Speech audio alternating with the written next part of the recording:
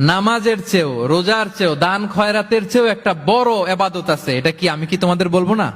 সাহাবারা তো অবাক, নামাজের চেয়েও বড় ইবাদত, রোজার চেয়েও বড়, দানের চেয়েও বড়।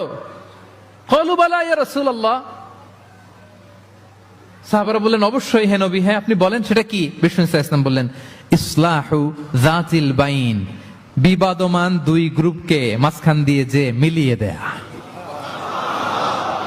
নামাজের চেয়েও বড়, রোজার চেয়েও, সাদাকার চেয়েও বড়, মিলায় দেওয়া। আমরা মনে করি সেজদা দিতে দিতে কপালে দাগ ফেলে দিছি, এটাই তো বড় ইবাদত। এটা তো নিঃসন্দেহে বড় ইবাদত।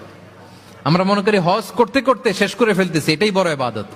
জিকির করতে করতে আমরা দিনরাত এক করে ফেলতেছি, এগুলো তো নিঃসন্দেহে ইবাদত।